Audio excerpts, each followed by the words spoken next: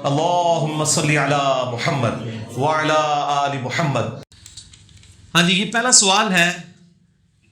میر درد کا مشہور شعر ہے، درد دل کے واسطے پیدا کیا انسان کو، ورنہ طاعت کے لیے کچھ کم نہ تھے کرو بیاں۔ یہ شعر، اس کی شرعی حیثیت کیا ہے، یہ انہوں نے پوچھا ہے۔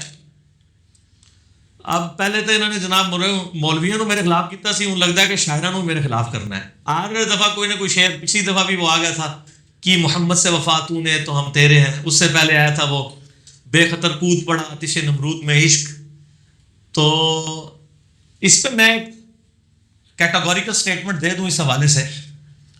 شعراء جو ہے نا جن کے بارے میں اللہ تعالیٰ نے قرآن حکیم میں سورت نازل کی، اس کا نام ہی سورہ الشعراء ہے، ٹھیک ہے جی۔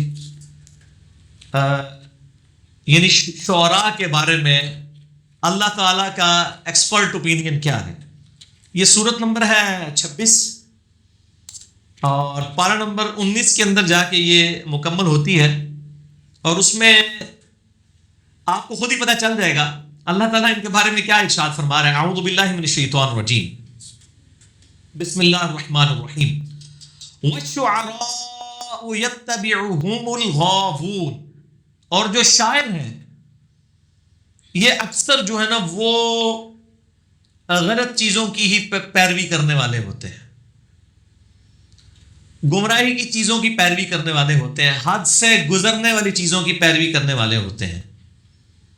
الم تری انہم فی کل واد یہیمون، کیا تم نے نہیں دیکھا کہ یہ جو شاعر ہیں یہ ہر وادی میں چکر کاٹتے رہتے ہیں، کبھی آسمانوں پہ پہنچ جاتے ہیں، کبھی زمین پہ، کبھی کہتے ہیں تیرے لیے چاند توڑ کے لے آؤں گا، کبھی کہتے ہیں میں تیرے لیے ستارے لے آؤں گا، حالانکہ چاندتے ہیں کوئی ٹوٹنا کوئی نہیں نہ لے کے آ سکتے ہیں، لیکن یہ ایک ذرا شاعرانہ باتیں ہوتی ہیں، کرتے رہتے ہیں۔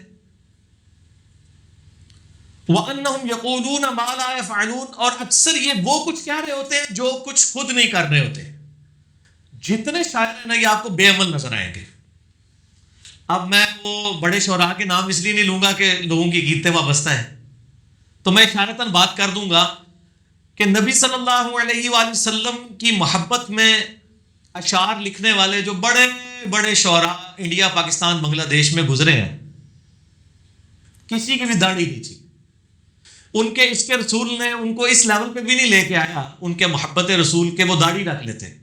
باقی ان کی ذاتی زندگی کی کمزوریاں تو اللہ جو ہمیں سامنے نظر آ رہی ہے آپ بتا دیں، بلکہ الٹا ان کے بارے میں ایسے عجیب و غریب واقعات آپ کو ملیں گے کہ جی وہ انہی شاعر صاحب کی میں بات کر رہا ہوں، نام نہیں لیتا چونکہ ہماری عقیدتیں وابستہ ہیں۔ ہم تو جب کسی سے عقیدت رکھتے ہیں نا تو اس کو پھر پیغمبر سے نیچے تو درجہ کوئی نہیں دیتے، پھر ہمیں بھول جاتی ہے بات کہ امام مالک رحمہ اللہ تعالیٰ کا قول ہے کہ نبی علیہ السلام کی قبر مبارک کی طرف اشارہ کر کے کہتے تھے کہ اس شخص کے علاوہ، اس صاحب قبر صلی اللہ علیہ وآلہ وسلم کے علاوہ کوئی شخص ایسا نہیں ہے اس روئے ارض پہ کہ جس سے اختلاف نہ ہو سکے سوائے اس شخص کے۔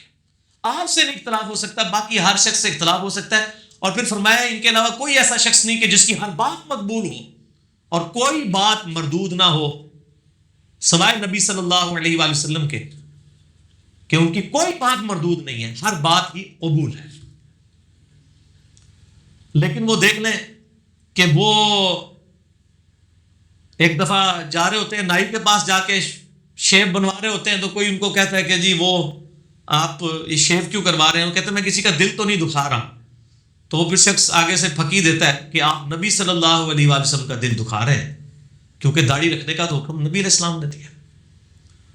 تو کہتے ہیں جی وہ غم کے مارے بے ہوش ہو گئے، داڑھی پھر بھی کوئی نہیں رکھی انہوں نے، بے ہوشی ہوئے، کیونکہ داڑھی رکھنا تو بڑی مصیبت ہے نا بھائی میرے، نماز 5 ٹائم پڑھنی ہے تو داڑھی تو 24 گھنٹے رکھنی ہے، صبح شام باتیں سننی پڑیں گی رشتہ داروں کی، تو بے ہوشی ہو سکتا ہے بندہ، کیونکہ داڑھی تو نہیں رکھ سکتا، داڑھی تو مشکل ہے۔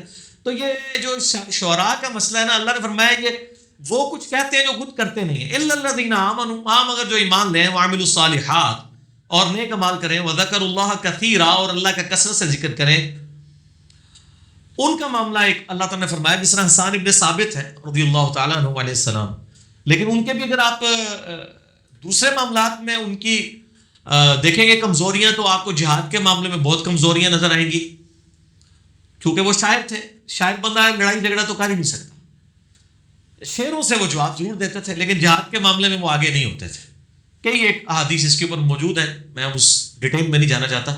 تو یہ اب اتنے بڑے بڑے شعراء کا ذکر ہو رہا ہے. یہ میر درد کا جو شعر ہے نا جی، درد دل کے واسطے پیدا کیا انسان کو، ورنہ طاعت کے لیے کچھ کم نہ تھے کرو بیان.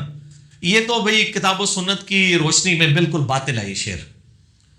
یہ این جی اوز نے زیادہ اس شعر کو اٹھایا اور اس طرح کی باتیں. جب کسی کو کہا جائے کہ آپ نماز پڑھو، وہ کہنا جی رزق حلال کمانا بھی تو عبادت ہے نا جی. وہ عبادت کے لیے فرشتے تھوڑے ہیں. یہ پورے قرآن و سنت میں کہیں گے اللہ نے فرمایا کہ میرے لیے فرشتے عبادت کر رہے ہیں، بہت میرا کام کر رہے ہیں، تو کام کرنے کی لوڑ کوئی نہیں. بھئی اللہ کو تو فرشتوں کی عبادت کی بھی ضرورت نہیں ہے.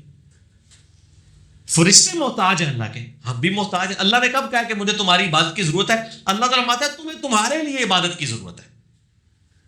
یہاں پہ یہ شعر پڑھ پڑھ کے جی وہ فرشتے، یہ وہی ہے نا کہ انسان کو درد دل کے واسطے پیدا کیا ہے کہ آپ این جی اوز بنائیں، کسی غریب کا علاج کروا دیں، کسی کو بلڈ ڈونیٹ کر دیں، بس آپ یہی کرتے رہیں، بال بچوں کا پیٹ پالیں. یہی اسی کام کے لیے اللہ نے پیدا کیا ہے. ورنہ طاعت کے لیے کچھ کم نہ تھے کرو بیان. یہ جو فرشتے ہیں یہ کچھ کام نہیں تھے اللہ کی فرما برداری کرنے کے لیے. انسانوں کی تو اللہ کو ضرورت ہی نہیں ہے. بھئی اللہ کو فرشتوں کی بھی ضرورت نہیں ہے. یہ تو کلمات کفر ہے کہ اگر کسی کا یہ عقیدہ ہے اس کے پیچھے، اب یہ اس کی نیت پہ ڈیپینڈ کرتا ہے، ہم اس پہ چھوڑتے ہیں کہ فرشتوں کی عبادت کا اللہ محتاج ہے تو وہ کافر ہے. اور یہ این جی اوز ان چیزوں کو اٹھاتی ہیں.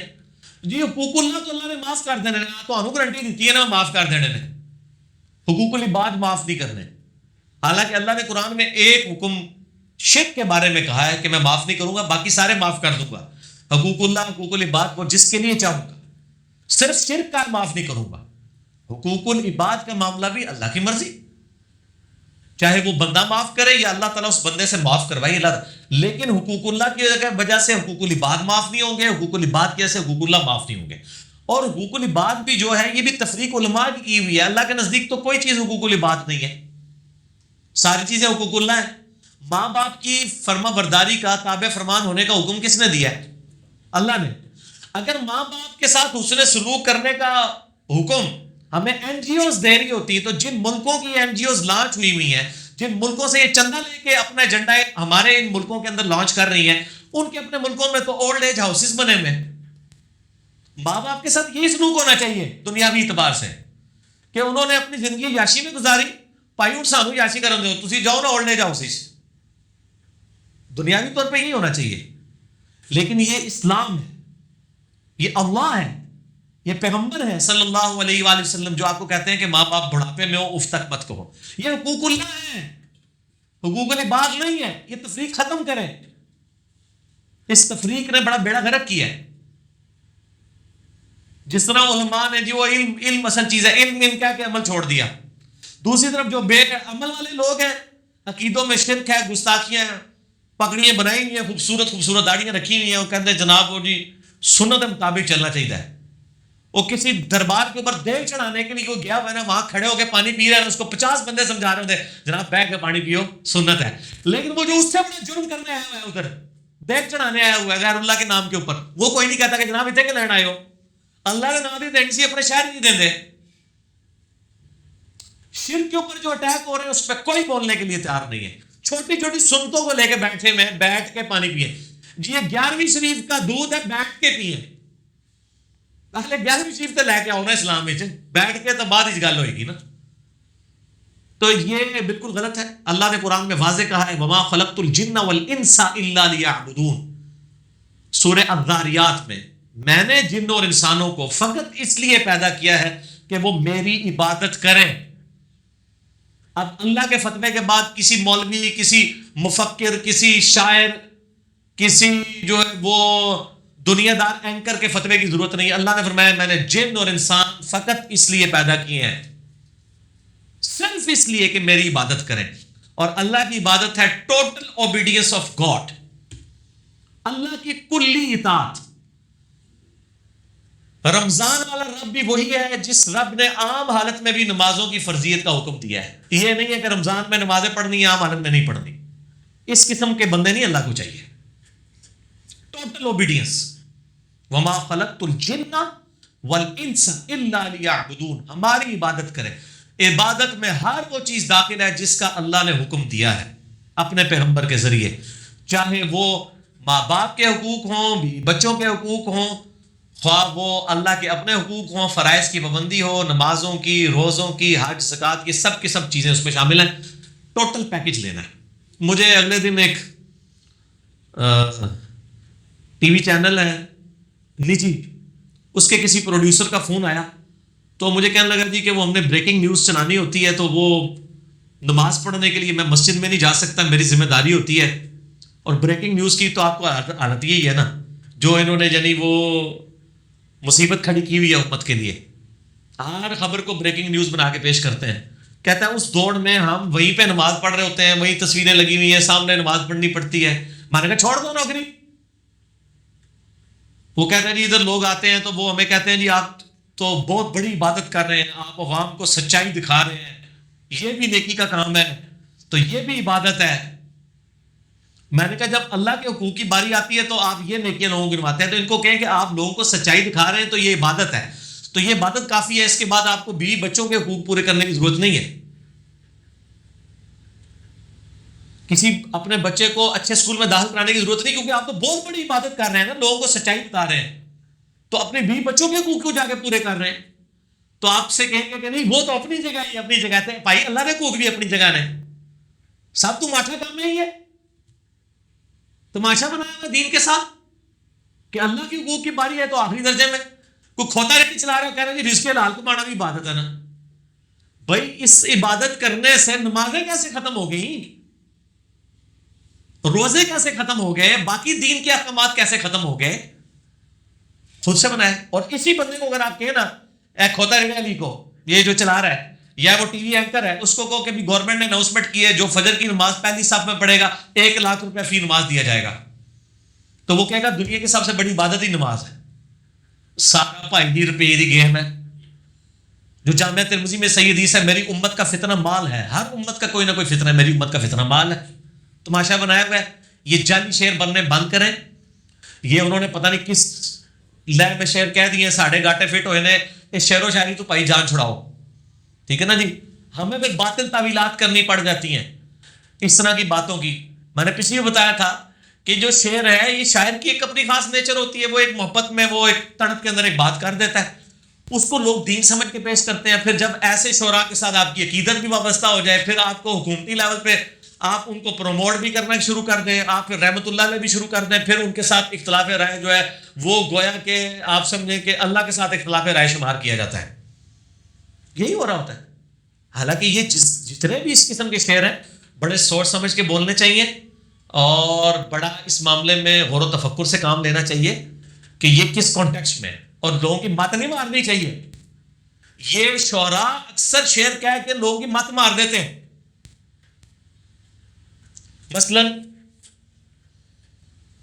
ایک کسی لہر میں ڈاکٹر اقبال نے شعر کہہ دیا، وہ آج بھی ابراہیم سا ایماں پیدا تو آگ کر سکتی ہے انداز گلستاں پیدا. تو اس کو لے کے ساری قوم چل رہی ہے اور وہ پھر لوگ چیلنج ایک دوسرے کو موبائل لے کے کر رہے ہیں، آؤ جی میرا مناظرہ کر کے میرا فرقہ صحیح ہے، دو آگ بھی چھال مارنے جڑا بچ کے ٹھیک ہے. میں کہنا اللہ نے فضل نہ دو سڑو گے، تسی امام کعبہ بھی لے آؤ یا کسی گدی نشین نو کسی دربار دے لے آؤ، دو سڑو گے. اللہ نے فضل نہ میں تو لکھ کے دینا نہ سڑے تو میں تہاڈا فرقہ قبول کر لوں گا، بچو گے نہیں. جعلی اگاں نہیں ٹی ویاں تے جھوٹ مچایا چلا رہے ہو، اسی چلا کے دینے آگ. اس طرح ہوگا میرے بھائی. وہ صحابہ کرام کو کڑاہوں میں جلایا گیا. اس امت میں اگر ابراہیم علیہ السلام کی طرح کا امام کسی کا ہو سکتا تو وہ صحابہ کا ہی ہو سکتا تھا نا. ان کے لیے تو آگ کوئی نہیں گلزار ہوئی ہے. تو یہ شعر اس طرح ہے کہ چونکہ آج نہیں ہو سکتا ابراہیم سا امام پیدا، لہٰذا آگ نہیں کر سکتی انداز گلستہ پیدا. یہ شعر ہونا چاہیے. اور لوگوں کو یہ شعر پڑھا کے وہ جناب اتنی مصیبت ڈالی ہے، لوگ کہتے ہیں وہ جناب بس جی اللہ نے دنیا کو اسباب کے ساتھ جوڑا. یہ ایک ہی واقعہ ہوا ہے میرے بھائی، یہ دوبارہ بار بار واقعات نہیں ہونے ہیں. نہ نبی علیہ السلام نے کہیں کہا ہے. وہ ابرا کے لشکر کو ایک دفعہ تباہ کیا گیا ہے، اس کے بعد خانہ کعبے کی اینٹ سے اینٹ بجائی گئی ہے. یزید کے دور میں بھی صحیح مسلم اٹھا کے دیکھ لیں، کتاب الحج چیپٹر میں خانہ کعبہ شریف کا خلاف شہید ہو گیا، دیوار اس کی گر گئی. حجاج ابن یوسف نے منجنیق سے پتھر برسائے تو کعبے کی تو کوئی حفاظت نہیں ہوئی ہے. بخاری میں حدیث ہے قرب قیامت میں ایک کالا حبشی پتلی ٹانگوں والا کعبے کی اینٹ سے اینٹ بجا دے گا. آپ کو کہ جی کعبے کی ذمہ داری اللہ نے لی ہے، کوئی ذمہ داری نہیں لی ہوئی ہے، کہیں نہیں لکھا ہوا یہ. نہ یہ کہیں پہ لکھا ہوا ہے کہ کوئی بندہ جو ہے وہ کلمہ پڑھ کے تو آگ میں چھلانگ مار دے گا تو بچ جائے گا, یا کوئی بسم اللہ پڑھ کے تو وہ زہر پی لے گا تو وہ بچ جائے گا. Not at all. وہ ان چیزوں کے اوپر تو عیسائی مناظرے آ رہے ہیں مسلمانوں سے. ڈاکٹر ذاکر نائک کا جو مناظرہ ہوا تھا ولیم کیمبل کے ساتھ, اس میں ایک مسلمان نے ولیم کیمبل کو کوسچن پٹ کیا تھا کہ آپ کی انجیل میں لکھا ہے کہ جو عیسیٰ علیہ السلام کے نام کے اوپر اگر زہر قاتل بھی پی لے تو اس پہ زہر اثر نہیں کرے گا. اس نے زہر کی بوتل کھائی تھی, اس نے کہا کہ ولیم کیمبل تو پی, اور جو بچ گیا تو میں عیسائیت قبول کر لوں گا. میں کہتا ہوں جی ویٹیکن سٹی کا پاپ بھی پیے تو وہ نہیں بچے گا, اور نہ اللہ رسول کے نام کے اوپر امام کعبہ زہر پیے تو وہ بچے گا. حضرت عمر نے اللہ رسول کا نام نہیں لیا ہوا تھا, بخاری میں نہیں آتا ان کو زہر آلود خنجر مارا گیا تو شہید ہو گیا نا, بچ گئے. اور وہ تو اللہ کا نام لے رہے تھے, سورہ فاتحہ پڑھ رہے تھے, ایاک نعبد و ایاک نستعین, پھر بھی خنجر نے اپنا کام کر دیا. وہ آج بھی ابراہیم سا ایمان پیدا تو آگ کر سکتی ہے, انداز گلستان پیدا تو ابراہیم سا ایمان تو تھا نا حضرت عمر فاروق رضی اللہ تعالیٰ عنہ میں. یہ میں آپ کو بتاؤں شعر و شاعری نے اس امت کو بڑی دوسری ڈگر کے اوپر چلا دیا ہے, اور لوگ پتہ نہیں کہاں سے کہاں چل پڑے ہیں. خدا کا نام ہے, کتاب و سنت کو دیکھیں, دلائل کیا ہیں. یہ شعر و شاعری جو ہے نا ان کو شعروں تک رہنا دیں, آپ گرمانے کے لیے کریں, اور یہ شعر پڑھنے کے بعد کہیں کہ یہ تھریٹیکل تھا. اصل میں شعر یہ ہے, آج بھی نہیں ہو سکتا ابراہیم سا ایمان پیدا, آج بھی نہیں کر سکتی انداز گلستہ پیدا. یہ شعر ہے, یہ نہیں ہو سکتا, امپاسبل. ٹھیک ہو گئے. اے آمدہ منو کو شعر والا سوال نہ بھیجا کرے. میرا خیال ہے آج میں جنی کو کر دیتی ہے نا, کافی ہے شعراء واسطے. ٹھیک ہے جی. اچھا جی, اگلا سوال ہے. صحیح مسلم میں بعض حدیث ہے کہ جب امام قرات کرے تو تم خاموش رہو, اور جب امام ولضالین کہے تو تم آمین کہو. اس حدیث کے تحت فاتحہ خلف الامام کے مسئلے میں اہل حدیث اور احناف دونوں میں سے احناف کی دلیل ہی زیادہ مضبوط معلوم ہوتی ہے. اس حوالے سے آپ کا موقف کیا ہے؟ میرے بھائیو, ہم تو بڑے عرصے سے پیٹ رہے ہیں کہ یہ دونوں ہی غلط ہیں. مسئلہ نمبر 84 میرا ریکارڈڈ موجود ہے, کم از کم 5-6 سال پرانا لیکچر ہے. فاتحہ خلف الامام کے عقیدے سے متعلق فرقہ وارانہ نظریات کا تحقیقی جائزہ. اس میں نے بتایا ہے کہ حنفی ایک ایکسٹریم کے اوپر ہیں, اور سلفی اور اہل حدیث دوسری ایکسٹریم پہ چلے گئے. آپ حنفیوں کی ایکسٹریم کا لیول دیکھیں. فقہ حنفی کی ساری کتابیں اٹھا کے دیکھیں. اردو میں سب سے معتبر کتاب جو ہے وہ مفتی امجد علی صاحب کی ہے, جو خلیفہ ہیں امام احمد بریلوی المتوفی 1340 ہجری کے, بمطابق 1921. بار شریعت میں لکھا ہے, فتاوی عالمگیری, در مختار, رد المختار, ان ساری کتابوں کے حوالے سے, کہ اگر امام مسافر ہو, یہ حنفیوں کا میں آپ کو دیکھ رہے ہیں کہ کس لیول تک ان کو شیطان نے ہائی جیک کیا ہے. امام مسافر ہو تو امام میں زور کے کتنے فرض پڑے گا؟ 2 پڑھ کے سلام پھیر دے, اور مقتدی مقیم ہوں تو ظاہر ان کو تو 2 فرض پورے کرنے ہوں گے نا. تو وہ سلام پھیرنے کے بعد کھڑے ہو جائیں گے, تو کیا کریں گے کھڑے ہو کے؟ تسی دسو نا کیا کریں گے. آخری 2 رکعتیں پڑھیں گے, پہلی رکعت میں کیا پڑھیں گے قیام میں؟ سورہ فاتحہ. لیکن تسی کہہ رہے ہو نا, تو بزرگان دین نے نیچے کہندے. فقہ حنفی کا مسئلہ ہے کہ آپ ان آخری 2 رکعتوں میں کچھ بھی نہیں پڑھیں گے, بلکہ اندازہ کر کے اتنی دیر کھڑی رہیں گے کہ جتنی دیر فاتحہ پڑھی جاتی ہے, چونکہ آپ امام کے پیچھے ہیں اور امام کی قرات مقتدی کے لیے کہا. او امام اللہ نے بندو سلام پھیر کے جتیاں پا کے بھی باہر ٹر گیا, اور بھی امام کے پیچھے ہیں. دیکھیں نا, اندازہ کریں امام کے پیچھے کہاں سے ہے. امام مسافر نے سلام پھیرا, وہ نماز سے باہر نکل گیا, اور آپ ابھی بھی یہ تصور کریں گے چونکہ آپ امام کے پیچھے ہیں. یہ بابیوں کا حال ہے. نہ میں بابی نہ میں بابی. اے یوٹیوب بھی میرا کلپ دیکھو بار بار, میں لیکچر بولنا چاہے نہ میں بابی نہ میں بابی. اے بابی ہونے تھا, بابیا نے مننے تھا. یہ پہلی دفعہ جب ہم نے یہ چیز ہائی لائٹ کی نا, چھوٹے موٹے جو گلی محلے کے علماء ہیں نا, ان کو تو پتہ نہیں کہ ہمارے بزرگ کیا کر کے گئے ہیں. ہمارے بھائیوں نے جب ان کو یہ مسئلہ بتایا, انہوں نے کہا یار ایڈی وڈی چھڑولتے نہیں ساڑھے بزرگ مار سکتے, ٹھیک ہے غلطیاں ہوتی ہیں نا, ایڈی وڈی تو نہیں ہو سکتی. انہوں نے کہا یار وہی ہے, پوچھو کسی بڑے مفتی کو. جب بڑے مفتیوں سے پوچھا, انہوں نے کہا جی بالکل ہمارا تو پیٹ مسئلہ ہے. کہ اگر امام مسافر ہے اور 2 پڑھ کے سلام پھیر دے گا، مقتدی جو باقی کی 2 اپنی پوری کرے گا نا، جو مقیم ہے، چونکہ وہ پہلی رکعت سے امام کے ساتھ شمار ہے، لہذا امام کے پیچھے شمار ہوگا اور امام کی قرات مقتدی کے لیے کافی ہے. تو امام نے 4 رکعتوں کی قرات، اس کی 2 آپ کی 4 کے برابر ہو گئی ہے. ٹھیک ہے جی. اچھا، اور فاتحہ کافی ہوئی ہے، باقی کوئی چیزیں کافی نہیں ہوئی. سبحان ربی العظیم، سبحان ربی اللہ، وہ کافی نہیں ہویا. کیا جعلی مسئلے بنائے ہوئے ہیں. اللہ کے بندو، شکر ہے یار گورے کو نہیں مطلب اردو آتی تے تانوں انگریزی نہیں آتی، ورنہ تے اے دین تسی پیش کر سکتے ہو. جنازہ نکال دی انہوں نے. یہ حنفیوں کا جو آج بڑی آ کے میٹھی میٹھی باتیں کر رہے ہوتے ہیں جی، وہ 3 بر اعظموں میں ہماری پھیلی ہوئی ہے، اے پھیلی ہوئی جے. اللہ دے بندے مسئلے جا کے اپنے گھر بچیاں نو بھی دسو نا، وہ بھی تہاڈا حسب حال بنا دیں گے. یہ میں آپ کو حنفیوں کی ایکسٹریم بتا رہا ہوں. دوسری طرف آپ آ جائیں ماشاءاللہ ہمارے اہل حدیث بھائی، انہوں نے فاتحہ دب کے رکھی ہوئی ہے، پاویں امام قرات کر رہا ہے، سکتے کر رہا ہے، نہیں کر رہا ہے. انہوں نے کہا نہیں بھائی جی، وہ بخاری کی حدیث ہے، لا صلاۃ لمن لم یقرأ بفاتحۃ الکتاب، سورہ فاتحہ کے بغیر تو نماز ہی نہیں ہوتی. اچھا، ان کو کہ جناب اللہ کے بندو، قرآن میں سورۃ الاعراف کی آیت نمبر 204 ہے، اعوذ باللہ من الشیطان الرجیم، وَإِذَا قُرِئَ الْقُرْآنُ فَاسْتَمِعُوا لَهُ وَأَنصِتُوا لَعَلَّكُمْ تُرْحَمُونَ. جب قرآن پڑھا جائے تو خاموشی سے سنو، خاموش ہو جائے کرو اور غور سے سنو تاکہ تم پر اللہ رحم کرے. اور یہ اعتکاف سے باری چیز نازل ہوئی تھی، وہ قرآن میں آتا ہے نا کہ قال الذين كفروا لا تسمعوا لهذا القرآن والغوا فيه لعلكم تغلبون. تو یہ کافروں کو اللہ نے کہا تھا. اچھا، پھر فاتحہ بھی پھر کافر ہی پڑھیں گے نماز، تو ہم تو ضرورت ہی نہیں. پھر کافر پتہ نہیں یار کیا. اللہ کے بندو، قرآن کی آیات تو افاقی ہے. یہ تو وہی بات ہے جو ہمارے وہ صوفیوں کے ماننے والے، جب ہم ان کو توحید کے اوپر کوئی آیات پیش کرتے ہیں، وہ کہتے ہیں یہ کافروں کے بارے میں، یہ تو مشرکین عرب کے بارے میں، یہ تو بتوں کے بارے میں. یہ وہی والی بات ہے. مسئلہ میرا 154 ہے، قرآن حکیم کی آیات آفاقی ہیں، جسے فٹ اسے گفٹ. بالکل جعلی مسئلہ انہوں نے بنایا. حالانکہ محدثین نے باقاعدہ اس آیت کو باب بنایا. امام نسائی رحمۃ اللہ علیہ، جنہوں نے سنن نسائی لکھی ہے، یہ ہمارے سامنے رکھی ہوئی ہے. اہل سنت کی مین سٹریم کی 6 کتابوں میں سے بخاری مسلم کے بعد سب سے افضل کتاب روئے عرض کے اوپر احادیث کی بکس میں سے.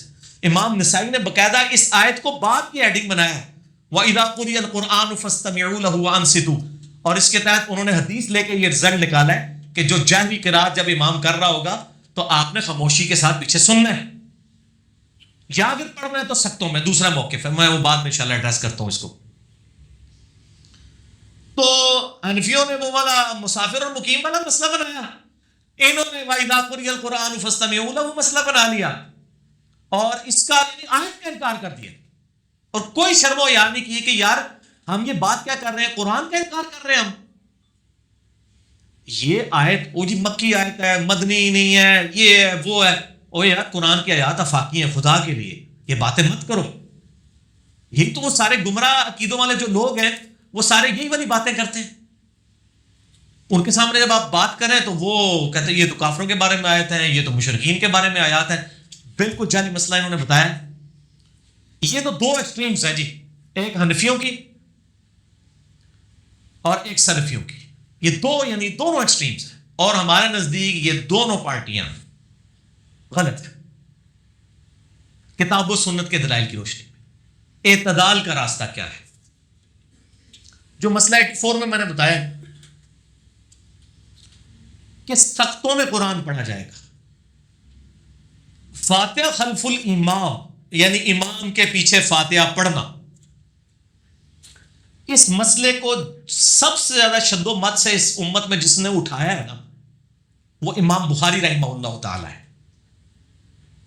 حتیٰ کہ انہوں نے امام بخاری نے صحیح بخاری میں یہ جو بخاری اور مسلم کی متفق علیہ حدیث ہے، عبادہ ابن صامت رضی اللہ تعالیٰ عنہ سے، لا صلاۃ لمن لم یقرأ بفاتحۃ الکتاب، جو سورۃ الفاتحہ نماز میں نہیں پڑھتا اس کی نماز ہوتی نہیں ہے. یہ حدیث بخاری مسلم دونوں میں. اس میں امام بخاری نے باب باندھا ہے کہ چاہے امام ہو یا مقتدی ہو، چاہے مسافر ہو یا مقیم ہو، چاہے جہری نمازیں ہو یا سری نمازیں ہو، چاہے اکیلا ہو یا جماعت کے ساتھ پڑھ رہا ہو، سب میں سورہ فاتحہ پڑھنا سب پہ واجب ہے. امام بخاری نے اس پہ باب باندھا ہے. یعنی سب سے سخت موقف فاتحہ خلف الامام کے اوپر امام بخاری کا ہے. پھر امام بخاری نے باقاعدہ ایک کتاب لکھی ہے جز القراء، ہماری ویب سائٹ کے اوپر اپلوڈڈ، آپ ڈاؤن لوڈ کر سکتے ہیں ہماری ویب سائٹ ahlsunnatpak.com سے. جز القراء، جز حدیث کی اس کتاب کو کہتے ہیں جس میں ایک ٹاپک کو ایڈریس کیا ہو، جیسے جز رفع الیدین کا ٹاپک. جز القراء میں 36 نمبر انٹرنیشنل نمبر کے مطابق، اس کی سند دیکھنے کی ضرورت ہی نہیں ہے. اس پہ شیخ زبیر صاحب نے اس میں سند میں لکھا ہے ضعیف، وہ ضعیف انہوں نے کچھ واقعات کو لکھا ہے. جو امام بخاری خود لکھ رہے ہیں اپنا موقع، وہ تو ضعیف نہیں ہو سکتا نا. یعنی میں اگر اپنی کتاب میں لکھوں کہ میں یہ کہتا ہوں تو اس کی تو سند ضروری نہیں ہے نا، وہ تو میرا موقف ہے. تو امام بخاری نے 36 نمبر حدیث کے اندر اپنا موقف لکھا ہے. انہوں نے کہا ہے کہ قرآن پاک کہتا ہے سورۃ الاعراف آیت نمبر 204 وَإِذَا قُرِئَ الْقُرْآنُ فَاسْتَمِعُوا لَهُ وَأَنصِتُوا لَعَلَّكُمْ تُرْحَمُونَ، کہ جب قرآن پڑھا جائے تو خاموش ہو جایا کرو اور توجہ کے ساتھ سنا کرو تاکہ اللہ تم پر رحم کرے. وہ کہتے ہیں اللہ نے تو واضح یہ بات کی ہے. اور دوسری طرف وہ کہتے ہیں کہ حدیث میں آیا کہ نماز ہی نہیں ہوتی جو فاتحہ نہیں پڑھتا، لا صلاۃ لمن لم یقرأ بفاتحۃ الکتاب. تو امام بخاری کہتے ہیں پھر ہم کریں کیا؟ اللہ کی بات بھی ماننی ہے، نبی کی بات بھی ماننی ہے، دونوں باتوں کو بیک وقت کیسے مانیں؟ تو امام بخاری نے لکھا کہ ہمارے اسلاف سورۃ الفاتحہ کے لیے سکتے کیا کرتے تھے، اور جب امام قرات کر رہا ہوتا تھا مقتدی کچھ نہیں پڑھتے تھے سوائے سختوں میں. اور پھر امام بخاری سیدنا ابو ہریرہ رضی اللہ تعالیٰ عنہ کا قول بھی لے کر آئے للامام سکتتان، جز القراء میں صحیح سند کے ساتھ، کہ دو امام کے لیے 2 سکتے ہیں. ایک سکتہ ہوتا ہے جو ثنا پڑھنے کے لیے، اور ایک رکوع میں جانے سے پہلے، جو ابو داؤد میں 777 نمبر حدیث ہے. مجھے یاد اس لیے وہ بوئنگ 777 کی وجہ سے سنن ابی داؤد میں کہ نبی علیہ السلام رکوع میں جانے سے پہلے بھی ایک سکتہ کیا کرتے تھے تاکہ اگر کوئی لیٹ نماز میں شامل ہوا ہے فاتحہ پڑھ سکتا ہے اس میں. تو حضرت ابو ہریرہ کہتے ہیں امام کے 2 سکتے ہوتے ہیں، پس غنیمت سمجھو ان سکتوں میں فاتحہ پڑھنے کو. سکتوں میں فاتحہ پڑھنی ہے، اور اس کے اوپر حدیثوں کا عمل ہی کوئی نہیں ہے سوائے چند ایک لوگوں کے. شیخ زبیر لزئی صاحب عمل کرتے تھے، اس طریقے سے جماعت المسلمین والے کرتے ہیں عمل. یہ معاملہ ان کا بالکل ٹھیک ہے. الحمدللہ ہم بھی یہاں سکتے کرتے ہیں پورے فاتحہ کے لیے. قرآن اور حدیث بظاہر ٹکرا رہے ہیں لیکن ایکچولی نہیں ٹکرا رہے. سلف کا موقع موجود ہے. پھر ایسا جناب وہ معاملہ کیا کہ وہ احناف نے پڑھنا شروع کر دیا، اور احناف پھر دلیل دیتے ہیں وَإِذَا قُرِئَ الْقُرْآنُ فَاسْتَمِعُوا لَهُ، جب قرآن پڑھا جائے تو غور سے سنو اور خاموش ہو جاؤ. ان سے پوچھو کہ زور اور اثر میں کون سا قرآن پڑھا جا رہا ہوتا ہے جو آپ کو خاموشی سے سننا ہوتا ہے؟ آپ کو پتہ ہے زور اثر میں بھی نہیں یہ پڑھتے ہیں. ضد کی انتہا دیکھیں.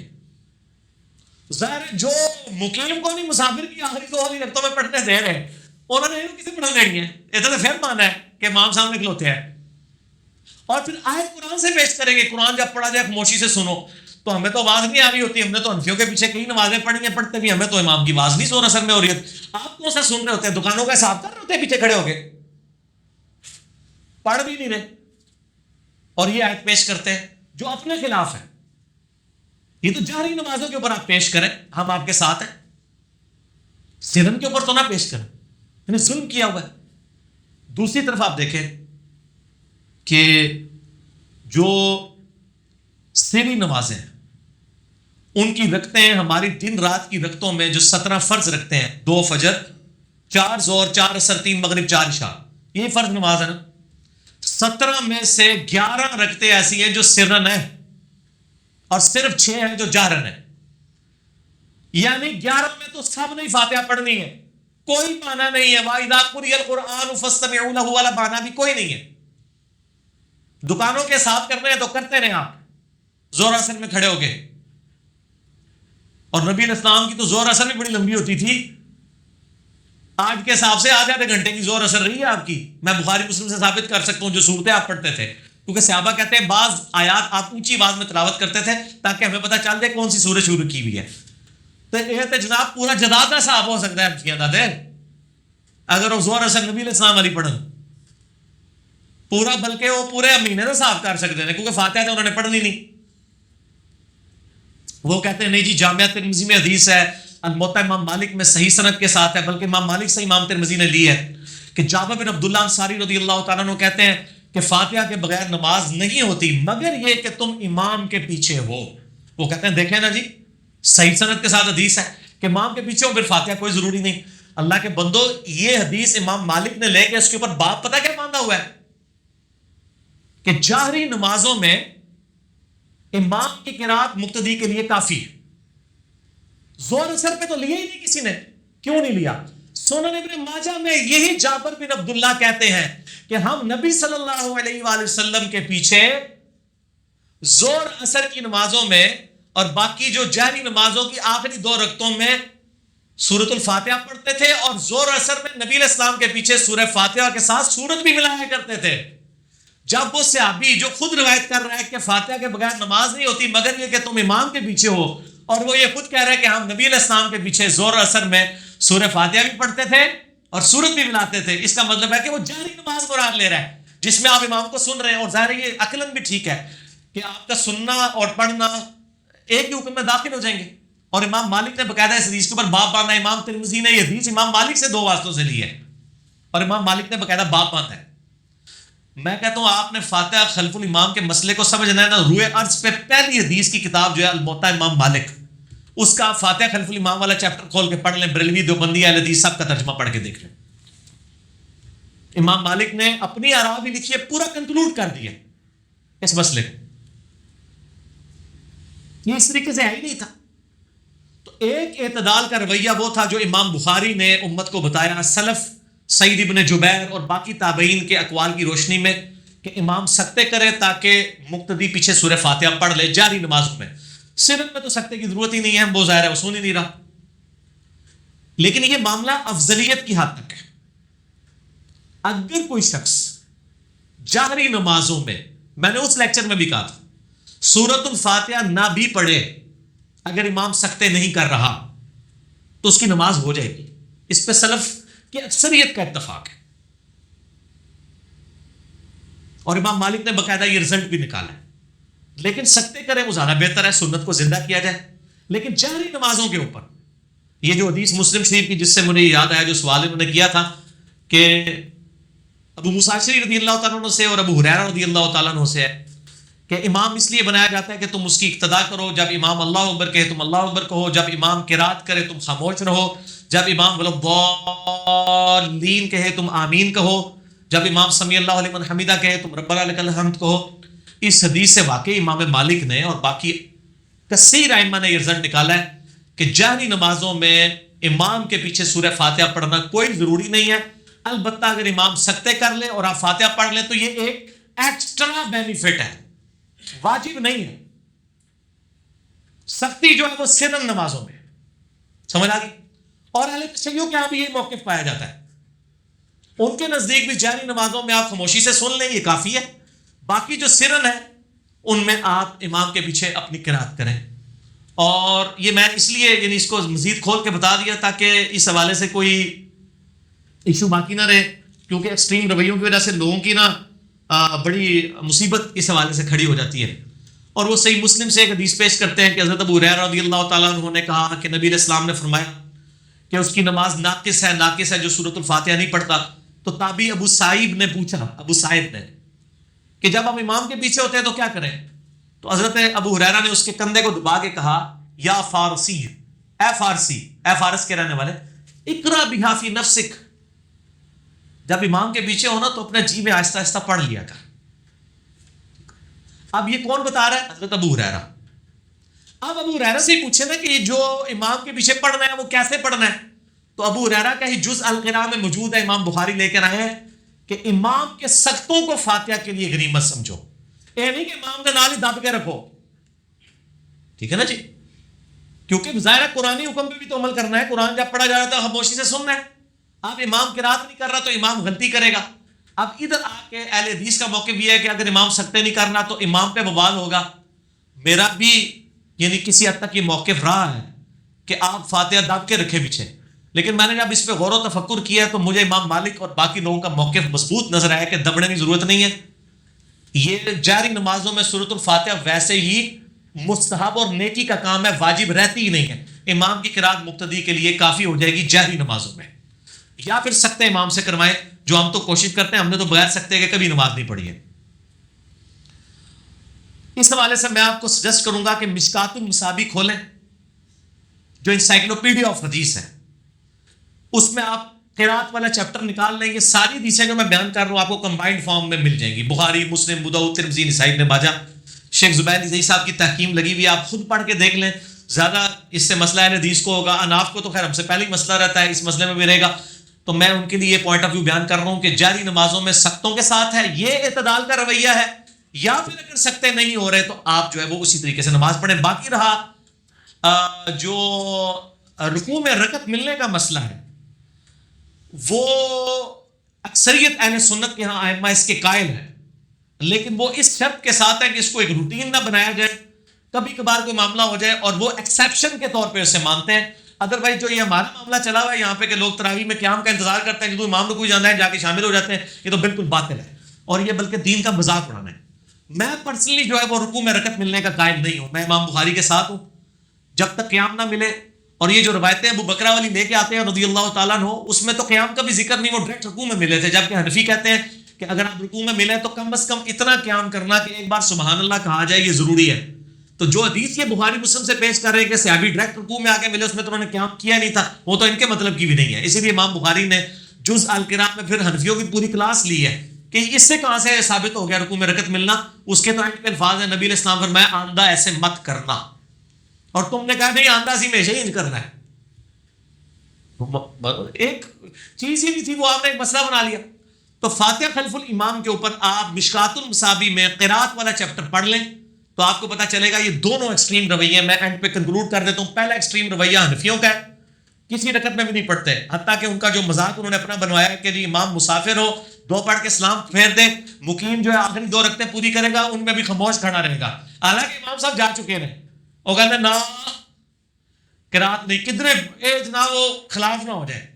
اور دوسری طرف اہل حدیث ہے, اور وہ اذا قرئ القرآن فاستمعوا له, جس پہ امام نسائی نے باب باندھا, جس کو امام بخاری نے باقاعدہ لیا کہ یہ آفاقی آیات ہیں, جب امام قرات کرے تو مقتدی نے سننی ہے, چاہے وہ سورۃ الفاتحہ ہو یا ہو. باقی وہ جو روایت رہے گی نا ابو داؤد والی, عبادہ ابن صامت والی, جس کو کچھ محدثین ضعیف کہتے ہیں انکلوڈنگ شیخ البانی, شیخ زبیر صاحب اسے حسن کہتے ہیں کہ فجر کی نماز میں وہ قرات ہو رہی تھی. عبادہ ابن صامت رضی اللہ تعالیٰ عنہ کہتے ہیں کہ نبی علیہ السلام نے کہا کہ مجھے لگا مجھ سے قرآن کوئی چھین رہا ہے, تو آپ امام کے پیچھے کچھ نہ پڑھا کرو سوائے سورہ فاتحہ کے, کیونکہ جو فاتحہ نہیں پڑھتا اس کی نماز نہیں ہوتی. اس حدیث کی بھی تعویل ہی ہوگی کہ امام کے پیچھے فاتحہ پڑھو سختوں میں. یہ تو نہیں کہ امام سے باقی قرات تو آپ نے نہیں چھیننی, فاتحہ چھین لینی ہے, فاتحہ میں بھی تو ڈسٹرب ہوگا سختوں میں. اور امام بخاری جز القراء میں لے کے عبداللہ بن عمر بن عاص کہتے ہیں کہ ہم نبی علیہ السلام جب آیات کے درمیان وقفہ کرتے تھے نا سورہ فاتحہ کی, ہم ان وقفوں میں بھی پیچھے پیچھے قرات کرتے تھے. اور امام بخاری نے باقاعدہ الفاظ نقل کیے عبداللہ بن عمر بن عاص کے کہ نبی علیہ السلام جیسے ہی قرات شروع کرتے ہیں ہم فوراً خاموش ہو جاتے ہیں, جیسے ہی آپ خاموش ہوتے ہیں ہم پھر فاتحہ کی ایک آیت پڑھ لیتے ہیں. تو یہ اہل حدیث جو موقف لے کے چل رہے ہیں, یہ تو امام بخاری کا بھی موقف نہیں ہے. حنفیوں کا تو ویسے ہی بہت کمزور ہے. تو ایک ایکسٹریم پہ حنفی جو کہتے ہیں نہیں پڑھنے نہیں پائی, جو مرضی کرو, بلکہ انہوں نے جلدی روایت بنائی کہ منہ میں انگارہ رکھ دیں گے, یہ تو پتہ لگے کیمل دن کے منہ چنگارے آندے نے. اور دوسرے والے حدیث ہے وہ کہتے ہیں نہیں آپ یہ آیات جو ہے نا یہ وہ مکی تھی, یہ تھی, وہ تھی, اور دوسری سلف کے فام کی بات بھی کرتے ہیں. پھر سلفی بھی اپنے آپ کہتے ہیں یہ سلف کا فام نہیں ہے. تو اعتدال کا رویہ ہے کہ آپ سکتے کریں, جو امام سکتے نہیں کرتا اس سے سکتے کروائیں. حنفیوں سے تو آپ نہیں کروا سکتے, اور حنفی تو ماشاءاللہ سورۃ الفاتحہ بھی چوتھے گیئر میں پڑھتے ہیں, حالانکہ نبی علیہ السلام ہر آیت سورۃ الفاتحہ کی وقف کرتے تھے. مسند احمد میں حدیث موجود ہے, ابو داؤد میں موجود ہے, رکوع میں جانے سے پہلے بھی سکتہ کرتے تھے. یہ نہیں کرتے, یہ تو الحمدللہ رب العالمین الرحمن الرحیم. اور صرف حنفی نہیں ہے, امام کعبہ بھی یہی کرنا ہوتا ہے. تو اس طرح کی جو امام ہے نا جی, اس میں آپ پھر توجہ کے ساتھ صرف سورۃ الفاتحہ سن لیں, آپ کی نماز ہو جائے گی. یہ یعنی امت کی اکثریت علماء کا یہ موقف ہے. میں نے اب سامنے رکھ دیا, ظاہر ہے کہ میں نے ایک چیز سالوں سے لرن کی تھی, پہلے میں ذرا وہ دبے الفاظ میں بیان کرتا تھا, اب ذرا میں نے کھل کے اس موقف کو بیان کر دیا. پچھلے دنوں میں یہ ایشو چل رہا تھا, 2-3 مجلس پہلے بھی مجھ سے سوال ہوا تھا, اس وقت بھی میں نے آپ کو یاد ہوگا میں نے دبے الفاظ میں کہا تھا کہ یار جو جہری نمازیں ہیں نا اس مسئلے میں ہم سختی نہیں کرتے ہیں, آپ امام کا سن لینا کافی ہے. کوئی شخص ایون سورۃ الفاتحہ پڑھنے کے بعد بھی آگے قیام میں شامل ہوتا ہے نا امام کے ساتھ، تو وہ اپنی رکعت کو بے شک شمار کر لے، چاہے اس نے سورہ فاتحہ نہیں سنی ہوئی ہے، صرف جاری نمازوں کے لیے۔ سری نمازوں کا مسئلہ الگ ہے، اور اس مسئلے میں یعنی دونوں طرف سے ایک ایکسٹریم رویے تو ہوئے، ایک حنفیوں کا ایک سلفیوں کا، درمیان کا راستہ ہے سختوں والا، اور دوسرا درمیان کا راستہ یہ ہے کہ اگر کوئی سختے نہیں کرتا جاری نمازوں میں تو آپ غور اور توجہ کے ساتھ سن لیں، آپ کا جو ہے وہ نماز میں کوئی خلل واقع نہیں ہوگا۔ امام ترمذی نے بھی اس کے اوپر پوری مکمل بحث کی ہے، اور یہ میں جو آپ کو موقع بتا رہا ہوں یہ سنی اور شیعہ کے درمیان متفقہ ہے جاری نمازوں والا، اور امام مالک، امام احمد بن حنبل اور باقی بڑے بڑے ائمہ اسی موقف پر ہیں، اور جو قائل ہیں کہ آپ نے پڑھنی ہے وہ بھی صرف سختوں میں قائل ہیں، اگر سکتے نہ ہو تو وہ بھی کوئی قائل نہیں ہے، ٹھیک ہے جی، کیونکہ اگر سختوں کے اوپر پھر آمادہ کیا جائے نا، اور اس میں وہ حدیث جابر بن عبداللہ رضی اللہ تعالیٰ عنہ علی کے امام کی قرات جو ہے وہ فاتحہ کے بغیر نماز نہیں ہوتی، مگر یہ کہ تم امام کے پیچھے ہو، جس میں امام مالک نے باب باندھا ہے کہ یہ جہری نمازوں سے تعلق رکھتا ہے۔ تو اب یعنی 17 رکعتوں میں سے 6 رکعتیں ایسی ہیں جس میں آپ کے پاس آسانی ہے، باقی 11 رکعتوں میں آپ کو سورۃ الفاتحہ پھر بھی پڑھنی ہوگی۔ باقی جسے ڈیٹیل چاہیے مسئلہ 84 میرا دیکھ لیں، اور انشاءاللہ تعالیٰ ہم یہ کلپ بھی چڑھا دیں گے امام کے پیچھے سورۃ الفاتحہ کا مسئلہ، کیونکہ اس مسئلے میں بڑی مصیبت بنی ہوئی ہے، ایکسٹریم رویوں کی وجہ سے لوگ جو ہیں وہ تکلیف میں مبتلا ہیں، اس لیے میں نے اس کو کھول کے بیان کر دیا۔ اور باقی آپ حضرت ابو ہریرہ کے الفاظ پہ ہی ذرا غور کر لیں تو آپ کو پتہ چل جائے گا انہوں نے کیا کہا، اقرا بہا فی نفسک، جی میں پڑھ لیے گا ساتھ ساتھ، اور پھر کہاں پڑھ، امام کے 2 سکتے ہوتے ہیں، ان سکتوں کو فاتحہ کے لیے غنیمت سمجھو۔ مال غنیمت کیا ہوتا ہے؟ اضافی مال۔ جب کسی کو کہا یار غنیمت سمجھ، یعنی وہ ترغیب دلا رہے ہیں کہ فاتحہ کے لیے ان سکتوں کو غنیمت سمجھو، کہ بہتر ہے کہ تم جاری نمازوں میں بھی فاتحہ پڑھ لو۔ اس کا قطعاً یہ مطلب نہیں کہ وہ یہ کہہ رہے ہیں کہ جاری نمازوں میں اگر نہیں پڑھی تو نماز نہیں ہوگی، پوائنٹ ٹو بی نوٹڈ، کیونکہ مسلم شریف میں اوپر تلے 3 حدیثیں ہیں، اور وہ احناف پیش کرتے ہیں نہیں ولی وَإِذَا قَرَأَ فَأَنصِتُوا، 3 حدیثیں صحیح مسلم میں اوپر تلے، ابو موسیٰ اشعری سے، حضرت ابو ہریرہ سے، ابو قتادہ سے، کہ نبی علیہ السلام نے فرمایا امام اس لیے بنایا جاتا ہے کہ اس کی اقتداء کرو، جب امام اللہ اکبر کہے تم اللہ اکبر کہو، جب امام قرات کرے تم خاموش ہو جاؤ، اور جب امام غیر المغضوب علیہم ولا الضالین کہے تم آمین کہو۔ اس کا مطلب ہے یہاں قرات سے مراد نبی علیہ السلام سورہ فاتحہ کو بھی لے رہے ہیں۔ اس حدیث کے راوی حضرت ابو ہریرہ خود بھی ہیں، تو حضرت ابو ہریرہ رضی اللہ تعالیٰ عنہ، اور بلکہ ابو داؤد ترمذی ابن ماجہ مسند احمد میں حدیث موجود ہے کہ نبی علیہ السلام نے جب منع کر دیا ہمیں تو ہم جاری نمازوں میں قرات کرنے سے امام کے پیچھے رک گئے۔ یہ حضرت ابو ہریرہ خود کہہ رہے ہیں، یہ حدیث بھی مشکات میں موجود ہے، اور مشکات کے اندر شیخ زبیر صاحب نے باقاعدہ اس کے اوپر صحیح کی تحقیق لگائی ہوئی ہے، لیکن دوسری طرف انہوں نے فاتح خلف الامام پہ جو کتاب لکھی ہے اس پہ انہوں نے سخت موقف اڈاپٹ کیا ہے۔ یہ مشکات دکھائے تھے ان کو اینڈ پہ، مشکات از دا انسائکلوپیڈیا آف حدیث، اہل سنت کی مین اسٹریم کی 13 کتابوں کا مجموعہ آپ سمجھ لیں، نوٹس ہیں، بخاری، مسلم، ابو داؤد، ترمذی، نسائی، ابن ماجہ، الموطا امام مالک، المستدرک للحاکم، سنن کبریٰ البیہقی، اور باقی کتابوں کے نوٹس۔ مسئلہ نمبر 111B میرا ریکارڈڈ موجود ہے۔ مشکات المصابیح کا یہ فائدہ ہے آپ کو مائنڈ فارم میں نا ساری حدیثیں مل جائے گی۔ چلیں یہ چیپٹر بھی ان کو ذرا دکھا دیں، میں یہ والا چیپٹر بھی ان کو دکھا دیتا ہوں۔ کتاب الصلاح کے اندر ہی جو ہے وہ چیپٹر موجود ہے، نماز میں قرات کا بیان۔ چونکہ آپ ساری کتابیں مسلم شریف، ابو داؤد، ترمذی، بخاری کہاں کھولیں گے، آپ ایک مشکات کھولیں، یہ ہے باب القراءۃ فی الصلاۃ، حدیث نمبر ہے انٹرنیشنل نمبر کے مطابق مشکات میں 822 سے لے کر 867 تک، 822 سے 867 تک مشکات میں انٹرنیشنل نمبر کے مطابق۔ اور پہلی حدیث مشکات والوں نے بخاری مسلم کی لی ہے، عبادہ ابن صامت والی، لا صلاۃ لمن لم یقرأ بفاتحۃ الکتاب۔ یہ پہلا صفحہ کور کر دیں، ان کو حدیث بھی نظر آ جائے گی، اور اگلی حدیث اقرأ بہا فی نفسک بھی اسی صفحے کے اوپر ہے، بس یہ ایک صفحہ کور کر دیں جی ان کے لیے۔ مشکات کا یہ آپ چیپٹر پڑھ لیں، آپ کو اور کوئی کتاب پڑھنے کی ضرورت نہیں ہے۔ باب القراءۃ فی الصلاۃ، اس میں آپ کو ساری حدیثیں کمبائنڈ فارم میں مل جائیں گی جو میں بتا رہا ہوں، آپ کو آگے پیچھے جانے کی ضرورت ہی نہیں۔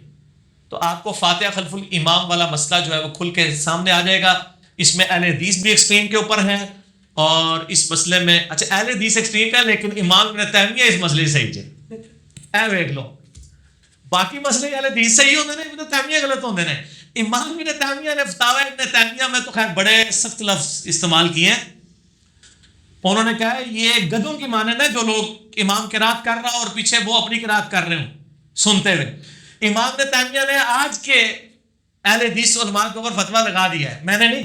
انہوں نے کہا وہ گدھوں کی مانند ہے کہ امام قرات کر رہے ہیں اور پیچھے اپنی فاتحہ ٹھوکی آ رہے ہیں سختوں کے بغیر، اور وہ یہ کہتے ہیں کہ جاری نمازوں میں کوئی ضرورت نہیں. اچھا یہی موقف امام مالک کا بھی ہے اور میرے مرشد اور استاد ڈاکٹر اسرار صاحب رحمہ اللہ تعالی ان کا بھی یہی موقف ہے. اللہ تعالیٰ ان کی غلطیاں معاف فرمائے، ان کو نیک کاموں کا اجر دے.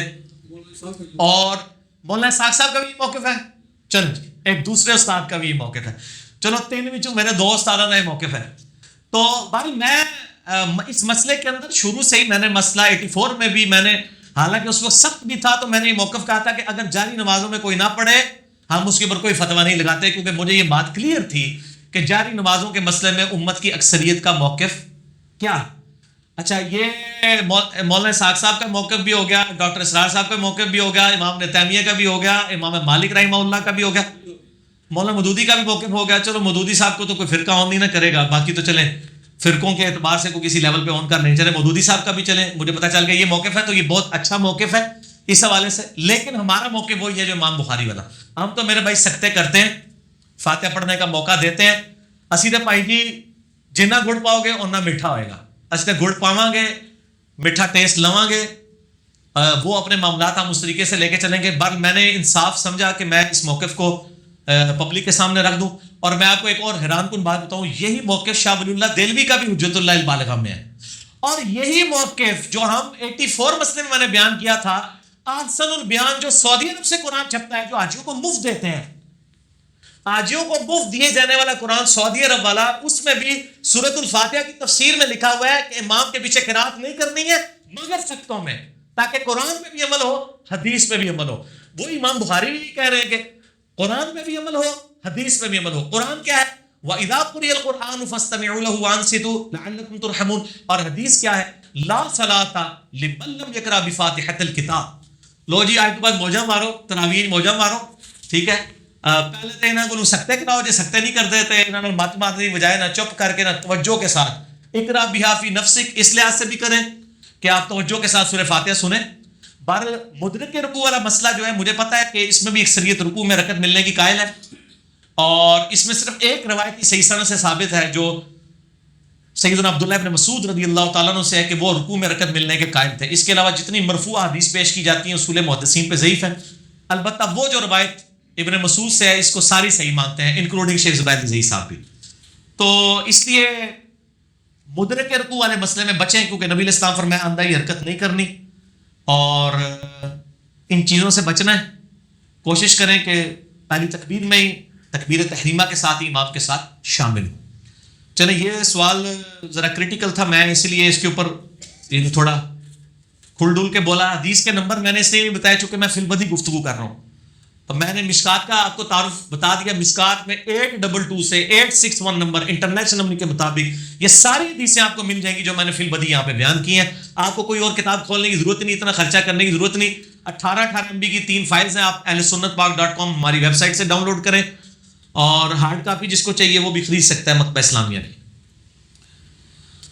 اچھا جی، حنفی حضرات کا عربی خطبہ تو بالکل اینڈ پر ہوتا ہے. اگر ہم عربی خطبوں سے پہلے مسجد میں داخل ہو جائیں تو فرشتوں کے رجسٹر میں ہمارا نام لکھا جائے گا یا پھر عام نماز کا ثواب ملے گا. اے بھگتو نہ ہونا، اے 2 خطبے لانا کیتے سے نا بھگتو.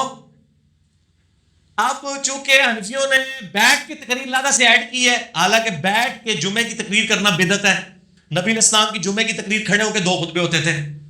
میرا یوٹیوب پہ کلپ ہے جمعے کے خطبے کا اہل کون ہے، اس میں میں نے یہ ساری باتیں ڈسکس کی ہیں. اب یہ حنفیوں کے دماغ بالکل صحیح سوال آیا ہے کہ اصل خطبہ تو عربی کا ہے، اوور پہنچنے بھی ہوتے ہی جنہیں کہ عربی کھڑے ہونے سے پہلے رجسٹر بند نہیں ہوں گے. بھائی جی بند ہو جائیں گے، اس لیے کہ نبی علیہ السلام نے فرمایا کہ امام کے ممبر پہ آنے سے پہلے جو بندہ مسجد میں آئے گا صحیح بخاری اور صحیح مسلم دونوں میں موجود ہے، امام کے ممبر پہ آنے سے پہلے تو اس کا نام رجسٹر میں لکھا جائے گا. چونکہ حنفی علماء بھی ممبر پہ تو آگے ہوتے ہیں، عربی خطبہ بے شک بعد میں پڑھیں، چونکہ ممبر پہ وہ آ جاتے ہیں، حنفیوں کا رجسٹر ذرا جلدی بند ہو جاتا ہے. ٹھیک ہو گیا، وہ اردو تقریر سے پہلے ہی بند ہو جائے گا.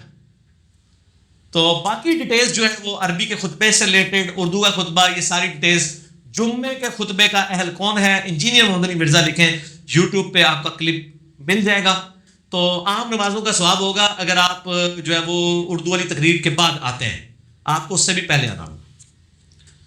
حنفی حضرات جو سنت کے لیے وقفہ کرتے ہیں اس وقت کیا کریں؟ کیا ہم بھی سنت پڑھ لیں یا پہلی والی 2 رکعتیں ہی کافی ہیں؟ نیز جمعے کی رکعتیں کتنی ہیں؟ جمعے کی رکعتوں میں میرا کلپ موجود ہے. جمعے کی میرے بھائیوں کم از کم فرض کے علاوہ 6 سنت رکھتے ہیں، 2 جمعے سے پہلے اور بعد جمعے کے 4.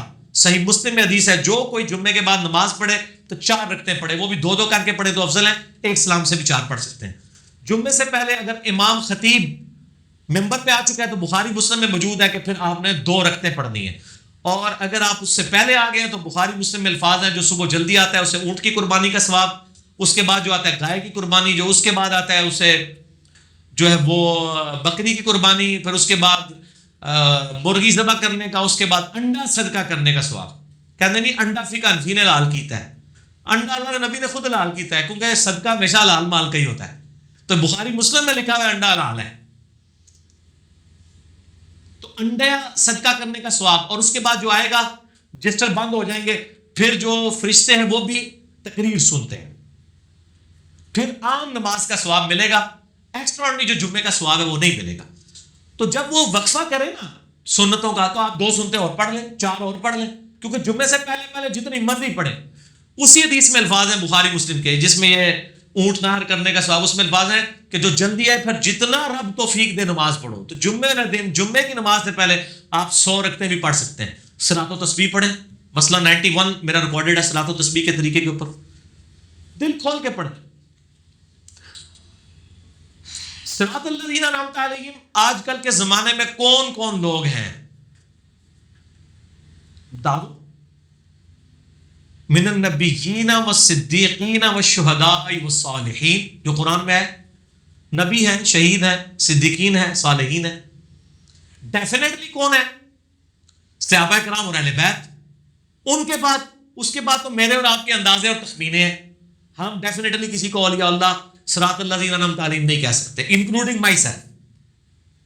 قرآن میں تو ان کے راستوں کی پیروی کا حکم ہے، قرآن میں کوئی ان کے راستوں کی پیروی کا حکم نہیں، قرآن میں ان کے راستے کی پیروی کا حکم ہے، راستوں کی نہیں. جس 4 امام نے 4 ہی آتے رہے نہیں. اس سے ہمیں پوری کوشش کرنی چاہیے کہ ایسے لوگوں کو تلاش کریں. جناب ہم تو تلاش کر چکے ہیں، ایسے لوگ صحابہ اور اہل بیت ہیں. قرآن میں راستوں نہیں آیا، قرآن میں ہے اہدنا الصراط المستقیم، اے اللہ مجھے سیدھے راستے پر چلا. صراط الذین انعمت علیہم، راستہ ان لوگوں کا جن پر تیرا انعام ہوا، راستے ان لوگوں کے نہیں. کہ ایک کہہ رہا ہے جو فاتحہ نہیں پڑھتا اس کی نماز نہیں، دوسرا کہہ رہا ہے جو فاتحہ پڑھے اس کے منہ میں انگارہ رکھ دو. کہتے ہیں دوئے ٹھیک نہیں. کیسے 180 ڈگری اسٹیٹمنٹس ٹھیک ہو سکتی ہیں؟ یہ تو 2 راستے ہی 180 ڈگری ہیں. ایک گورے کی عدالت نہیں پروف کر سکتے، ایک اپنے بوجھے رکھو سارے دلائل. میں کہتا ہوں یہ اسلام جو انڈیا پاکستان میں لے کے آئے ہیں نا، یہ گوروں کے سامنے پیش ہی نہیں ہو سکتا. گورے مذاق اڑا کے نا یہ ہاتھ میں ان کے دے دیں گے ساری چیزیں. تو یہ کیسے مانے گے؟ راستہ ان لوگوں کا جن پر تیرا انعام ہوا. راستے نہیں ہے، راستہ ایک ہے محمد رسول اللہ صلی اللہ علیہ وآلہ وسلم کا. وہ راستہ کون سا؟ وہ آپ دیکھیں. یار یہ سوال پیچھے ہی رکھے میرے بھائی، جب میں کہوں گا پھر لے آئیے. ادھر اتنے سوال ہیں کہ آپ کی تراویح بھی ختم نہیں ہوگی تو یہ سوال نہیں ختم ہوگے، لہٰذا سوال پیچھے ہی رکھیں مہربانی. کوئی سوال آگے پرچی نہ بھیجیں مجھے، تھوڑی پرچی ہیں پہلے میرے بھائیو. سورۃ الانعام کی آیت نمبر ہے 153. اعوذ باللہ من الشیطان الرجیم، بسم اللہ الرحمن الرحیم. نبی علیہ السلام نے خود بتا دیا ہے کہ یہ صراط الذین انعمت علیہم کون ہے. تسی کیا سمجھو تواڈے بابے نے صراط الذین انعمت علیہم؟ تواڈے بابے نو تو دوسرے فرقے دے بابے نہیں جے مندے.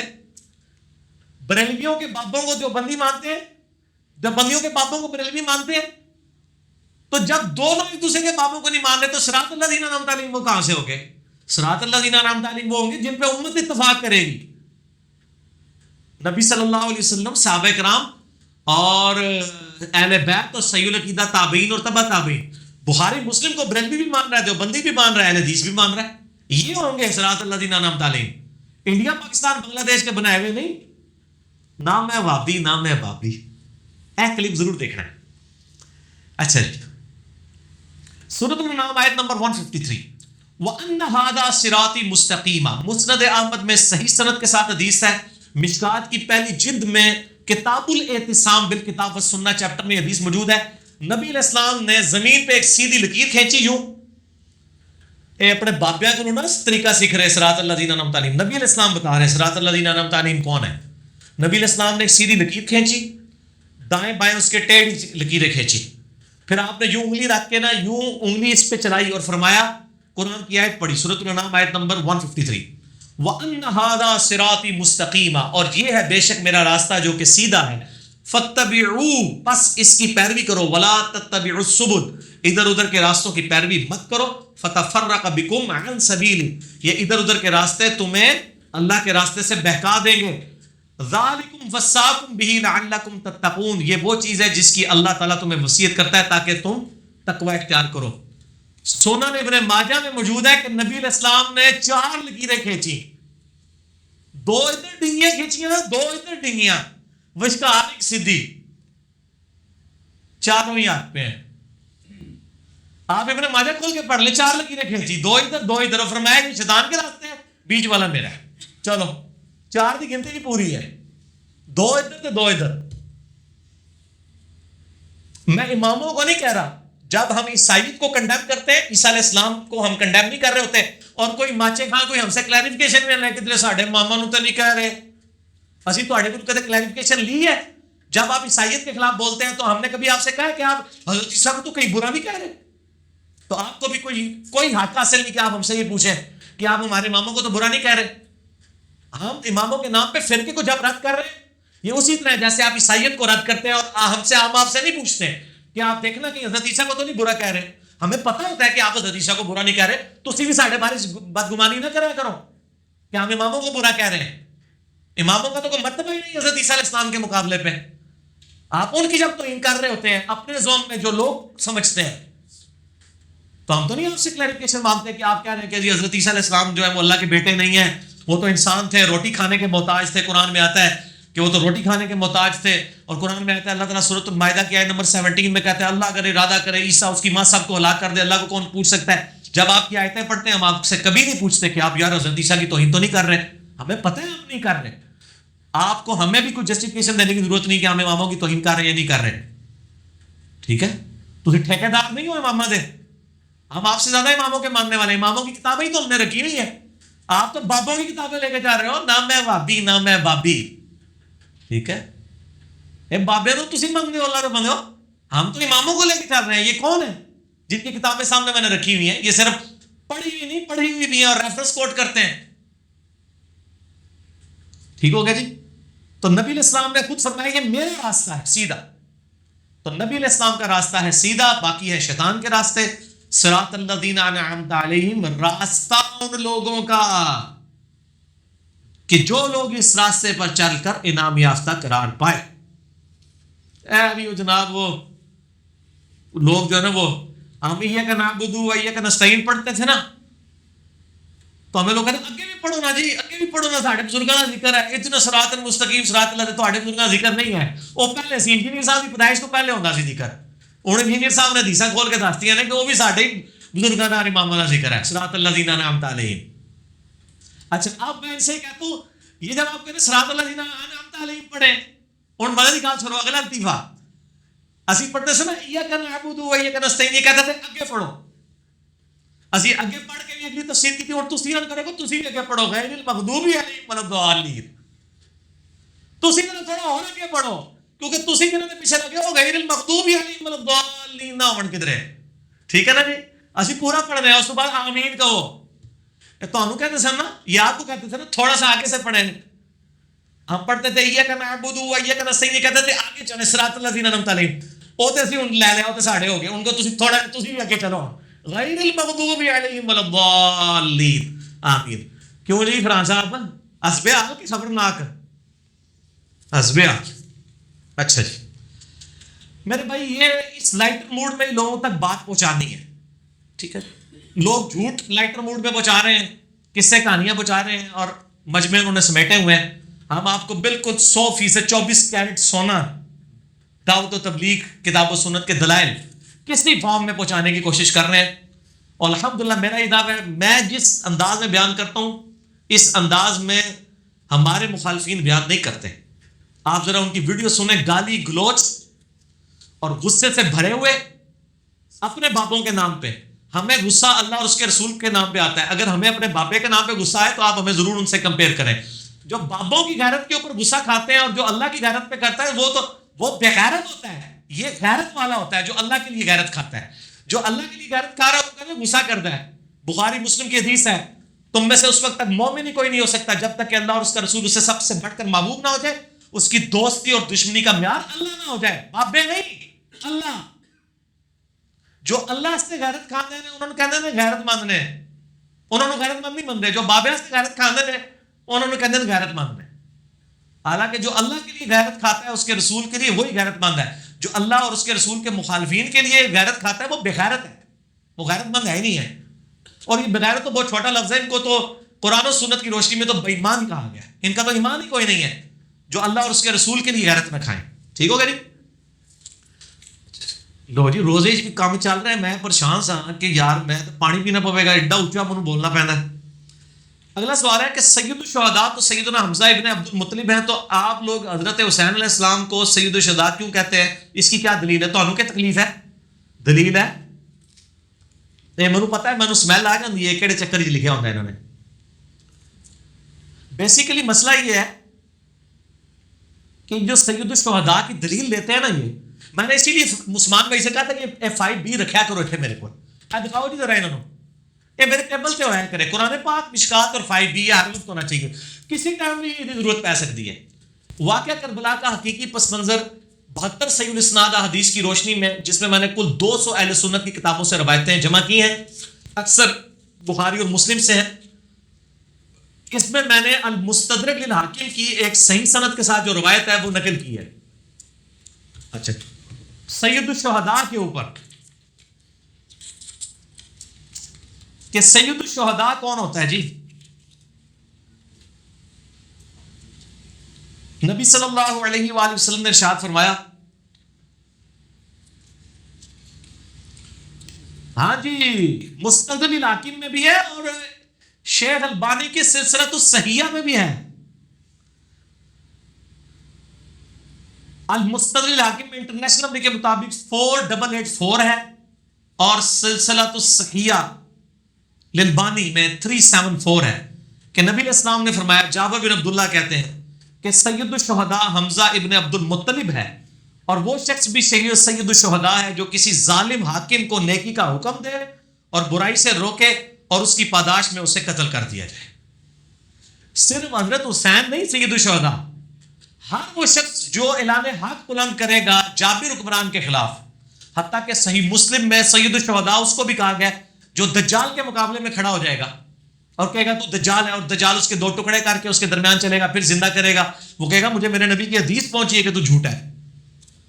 تے جڑے بزرگاں دی کرامتاں ویکھ کے تے شبد بازیاں ویکھ کے تو اوتھے ہی ڈگ بیٹھ گئے. اس بیچارے نے کوئی شے نہیں ویکھی ہوئے گی, وہ کہے گا منو حدیث پہنچی ہے بھائی, میں حدیث کو لگا کے تیرے شبد ویکھاں. اس لیے میں کو کہتا ہوں کہ آپ کے بزرگ اگر قبروں سے بھی نکل کے ہمیں کہنا کہ ہم نے جنت دیکھ لی ہے, تم ساڑھے مل کے جا جاؤ نا جو تک قرآن و حدیث کے مطابق تسی گل بیان نہیں کرو گے سانو اتنا بھی فرق نہیں پینا. وہ دجال کے مقابلے میں جو صحیح مسلم میں آتا ہے, وہ شخص کھڑا ہوگا, دجال اس کو کہے گا میں تیرا رب ہوں, وہ کہے گا میرا رب زندہ کرتا اور مارتا ہے. وہ کہتا ہے لے میں تو انہیں مار کے پھر زندہ کرنا. وہ اس کے سر پہ آرا چلوا کے 2 ٹکڑے کر کے اس کی لاش کے درمیان چلے گا اور سب لوگوں کو کہے گا دیکھو مارا, پھر زندہ کر دے گا, زندہ کرے گا. وہ کہے گا اب مان, کہے گا نہیں مجھے نبی کا فرمان پہنچا ہے کہ دجال ایک شخص کو قتل کر کے دوبارہ زندہ کرے گا اور وہ اس وقت کا بہترین شہید ہوگا اور میں وہی شہید ہوں, اب تو مجھے دوبارہ مار بھی نہیں سکے گا. اور واقعی دجال اس میں دوبارہ قدرت بھی نہیں پا سکے گا. لو ہاں ایک قصہ کہانیاں پارٹی ہوئے گی یا قرآن و حدیث پارٹی ہوئے گی دجال کے سامنے؟ یہ تو پہلے ہی ٹول بیٹھ گئے. اتنے گمراہ اس ٹائم لوگ آگے میڈیا پہ دیکھیں ان کے پیچھے یہاں تو کپڑے اتار کے جو لوگ بیٹھے ہیں ان کے پیچھے انڈیا پاکستان کے ہزاروں لوگ ایسے ہاتھ باندھ کے کھڑے ہو جاتے ہیں. یہ تو ننگے پیروں کے سامنے کھلو جاتے ہیں. دجال تے شاہی بڑی وڈی ہونی ہے. دجال تے چیز ہی بہت وڈی ہے. اتنے تو بڑے بڑے رہ جان گے. ٹھیک ہے نا جی. اور آپ کو حیران کن بات بتاؤں, دجال کے ماتھے پہ دجال لکھا ہوگا پھر بھی لوگ نہیں پہچانیں گے. نبی نے اسلام فرمایا اس کے ماتھے پہ لکھا ہوگا دال جیم الف لام. اہل ایمان پہچان لیں گے. اور جو منافقین ہیں بابوں کے ماننے والے ہیں وہ دیکھ رہے ہوں گے دجال لکھا ہوا ہے. جس طرح ادھر بھی کہتے ہیں آہو جی رفع دان طریقہ تو لکھے ہے, تعویل کریں گے وہ کہیں گے دجال نہیں لکھے کچھ اور لکھے ہے تو انہیں نہیں سمجھ بھی آتی. ادھر بھی وہ کہتے ہیں جناب تو انہوں نہیں سمجھ آئی کہ لکھے ہے. میں آپ کو شغل کی بات بتاؤں, وہ جو بغیر رفع الیدین والی حدیث ہے نا سنن ابی داؤد میں, میرے پاس ایک بریلوی عالم دین آئے, وہ کہتے ہیں نہیں ہماری حدیث بھی ہے ترمذی ابو داؤد میں. میں کہا امام ترمذی نے لکھا ہے عبداللہ ابن مبارک کہتے ہیں حدیث صحیح نہیں ہے 256 کے اندر, اور ابو داؤد نے بھی لکھا ہے صحیح نہیں ہے. مشکات والے نے بھی ابو داؤد کے الفاظ نقل کیے ہیں وَلَيْسَ بِصَحِيحٍ عَلَى هَذَا الْمَعْنَى. کہتا ہے کہ کدھر لکھا ہے؟ میں نے ابو داؤد بریلویوں کا ترجمہ کھول کے دکھایا کہ لکھا ہوا ہے کہ یہ بغیر رفع الیدین والی حدیث صحیح نہیں ہے عبداللہ ابن مسعود والی. وہ کہتا ہے یہ تو لکھا ہوا ہے صحیح نہیں ہے, یہ تو نہیں لکھا کہ غلط ہے. اے وہی ہے اے دجال دا جیم الف لام لکھا ہے, یہ دجال تو نہیں لکھا ہوا. تو اسی بات کہتے ہو دجال لکھا ہوا ہے وہ نہیں مانیں گے. دیکھا یہ وہی چیز ہے. وہ کہتے ہیں ابو داؤد نے لکھا ہے کہ صحیح نہیں ہے, یہ تو نہیں لکھا کہ غلط ہے. جیل الٹا لگا ہوا ہے میرے بھائی, ایڈا سوکھا نہیں ہے کام. اچھا جی اگلا سوال ہو گیا نا کلیئر؟ اگر کدھر میں چھڑک جاؤں تو دس بھی دینا ہے کہ میں ادھر بھی جواب دیتا ہے کہ نہیں میں تو اور پاس ہی ٹور پہنا نا. اچھا جی سہیل احمد کی طرح لفظ تمہید اور تحمید میں کیا فرق ہے؟ یہ الفاظ کہاں استعمال ہوتے ہیں؟ تمہید تو ہم عموماً استعمال کرتے ہیں نا لفظ کہ میں تمہیدن یعنی بات کی بیک گراؤنڈ بنانے کے لیے, اس کا سٹارٹ لینے کے لیے انیشیل گفتگو کر رہا ہوں. جیسے میں بھی لیکچر سے پہلے تمہیدی گفتگو کی, سورۃ المومن کا تعارف کروایا, تھوڑا سا بتایا اس کے دو نام ہے. اس کو کہتے ہیں تمہید, تا میم ہا یا دال. ایک لفظ ہے تحمید, اس میں ہا ہے. تحمید کہتے ہیں الحمدللہ, تسبیح کہتے ہیں سبحان اللہ کو, تحمید کہتے ہیں الحمدللہ کو, تہلیل کہتے ہیں لا الہ الا اللہ کو, اور تکبیر کہتے ہیں اللہ. ٹھیک ہو گیا؟ تو یہ بعض کا لفظ مکس ہو جاتے ہیں. بلکہ اگلے دن وہ مجھے عثمان بھائی کہہ رہے تھے کسی اسلامی بہن نے ان کو فون کیا, ان کا جو انجینئر صاحب نے لیکچر میں لفظ تمہید بول دیا, لفظ تحمید تھا. وہ ہو جاتا ہے مجھ سے بعض کا. میں پوری کوشش کرتا ہوں کہ میں آیت الکرسی صحیح لفظ بولوں, لیکن میں جب بعد میں ویڈیو سنتا ہوں تو میں نے آیت الکرسی بولا ہوتا ہے, کیونکہ آیت الکرسی ہم پنجابی میں بولتے ہیں. یہ لفظ آیت الکرسی نہیں ہے, آیت الکرسی ہے, پیش ہے, لیکن پنجابی میں چل جاتا ہے. اور بعض کا میں پوری انٹینشن سے صحیح لفظ بول رہا ہوتا ہوں, بعد میں جب ریکارڈنگ سنتا ہوں میں کہتا ہوں یار یہ میں نے کیا لفظ بول دی, کیا بونگی ماری, یہ تو لفظ ہی غلط بول دیا میں نے. حالانکہ جب میں بول رہا ہوتا ہوں نا اس وقت میں صحیح بول رہا ہوتا ہوں, وہ زبان سلپ آف ٹنگ ہو جاتا ہے. جب بڑے بڑے حفاظ قرآن کے جو ہے وہ مشابہ لگ جاتا ہے ان کو, تو بولتے ہوئے بھی مشابہ بعض کا لگ جاتے ہیں. اس لیے اس طرح کی جو غلطیاں ہیں ہائی لائٹ ضرور کیا کریں, ہم انشاءاللہ تیار ہیں ماننے کے لیے. اور تمہید ہوگی انیشل گفتگو, باقی کیا چیزیں ہوگی؟ تحمید حمد بیان کرنا, تحمید و تمجید آیا نا, سبحانک اللہم و بحمدک و تبارک اسمک و تعالی جدک ولا الہ غیرک. تو آپ ایون مشکات کی دوسری جلد میں دیکھیں گے نا, ان چار کلمات کے جو فضائل ہیں نا, جو سبحان اللہ والحمدللہ ولا الہ الا اللہ واللہ اکبر, تو اس کی ہیڈنگ پتہ کیا ہے؟ ہیڈنگ اس کی یہ ہے اللہ کی تسبیح, تحمید, تہلیل اور تکبیر کے فضائل. یہ ٹرمز ہیں, سبحان اللہ تسبیح, الحمدللہ تحمید, لا الہ الا اللہ تہلیل اور اللہ اکبر تکبیر. دیکھو نا کنی گلاں دستی ہیں نے.